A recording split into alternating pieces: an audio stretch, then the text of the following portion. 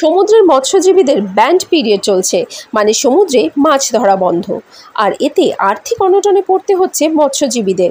গতবারের ব্যান্ড পিরিয়ডে টাকা পায়নি মৎস্যজীবীরা, এবারেও শুরু হয়েছে ব্যান্ড পিরিয়ড। সেই কারণে যারা ছোট ছোট নৌকো সমুদ্র নিয়ে যায় তাদের এখন হাহাকারের মধ্যে পড়তে হচ্ছে।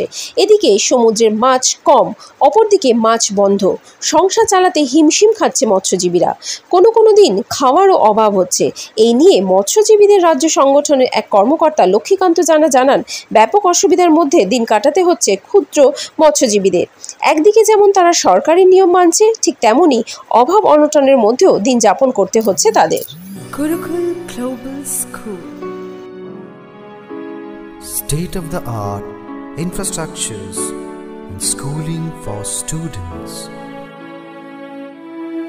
It goes with a motto, enlightening young minds. We believe every child is special and possesses unique capabilities. মৎস্যজীবীরা তো অতি অবশ্যই ধাক্কা খাচ্ছে, যারা খুবই গরিব দরিদ্র দুস্থ, যারা সকালে মাছ ধরে বাজারে বিকেলে বিক্রি করে হয়তো সন্ধ্যার সময় চাল ডাল নিয়ে আসতো। সেই সমস্ত শ্রমজীবী বা সমুদ্র উপর নির্ভরশীল মানুষরা এখন 61 দিন মাছ ধরা বন্ধের জন্য আমাদের 15 এপ্রিল থেকে 15 জুন পর্যন্ত তারা সত্যিকারের সমস্যায় তৈরি হচ্ছে। কারণ হিসাবে অতীতে তবু একটা কথা ছিল, অতীতে সমুদ্রে যে মাছটা পেত হয়তো 8 মাস 10 মাস সেইটার উপরে সারা বছর জীবিকাটা চলতো। এখন তো মাছ সমুদ্রে কমে গেছে। বিশেষ করে যারা খুব নিডি পারসন, যারা হাতদার নৌকার উপরে যায়, যারা 1 সিলিন্ডার 2 সিলিন্ডারের উপরে সমুদ্রের কিনারা মাছ ধরে, সেই সব মানুষজনেরা এই মুহূর্তে ঠিকমতো সমুদ্রে মাছ পাচ্ছিল না। তার উপরে হঠাৎ 61 দিন বন্ধ হওয়ার জন্য তাদের সংসারে প্রচণ্ড অনটন হচ্ছে। রাজ্য সরকার একটা স্কিম ছিল সেভিংস কাম রিলিফ। আমরা 8 মাস ধরে সেভিংস করতাম আর বাকি 4 মাস আমরা রিলিফ পেতাম, কিন্তু এখন ঘটনাটা হচ্ছে সেভিংসও উঠে গেছে, অতএব রিলিফও পাওয়া যাচ্ছে না। অতএব সেই ক্ষেত্রে রাজ্য সরকার একটা মহতী চিন্তাধারা করেছিলেন, সমুদ্র সাথীর মাধ্যমে প্রকৃত দুস্থ মৎস্যজীবীদের অন্তত 2 মাসে 10,000 টাকা দেওয়া হবে।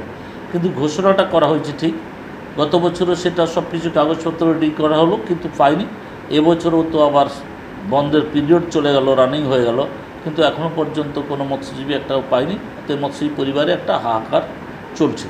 প্রশাসন বলছে যে আস্তে আস্তে করে টাকা দিয়ে দেওয়া হবে, আদৌ কি টাকা পাবে মনে হয়? প্রশাসন কি টাকা দিবে জানি না, কোনো প্রসেসিং শুরু হয়নি, টাকা দেবে কি? যে প্রসেসে টাকা দেওয়া কথা, যে প্রসেসে মৎস্যজীবীদের পেপারসগুলো নেওয়ার কথা, এফআরসি যে চালু হয়েছিল ফিশারম্যান রেজিস্ট্রেশন কার্ড, সেই ফিশারম্যান রেজিস্ট্রেশন কার্ড নিয়ে যারা সমুদ্রগামী মৎস্যজীবী তাদেরই সমুদ্র সাথীটা দেওয়ার কথা ছিল। ভালো মন্দ যা আছে এই 5,000 10,000 হলে সাময়িক হয়তো হবে, স্থায়ী কিছু চিন্তাধারা করতে হলে আরও কিছু আর্থিক অনুদান মৎস্যজীবী পরিবারের হাতে পৌঁছে দেওয়ার জন্য অনুরোধ করব। সেটা মৎস্যজীবী সংগঠনের মাধ্যমে হোক বা মৎস্যজীবী সমবায় সমিতিগুলোর মাধ্যমে হোক।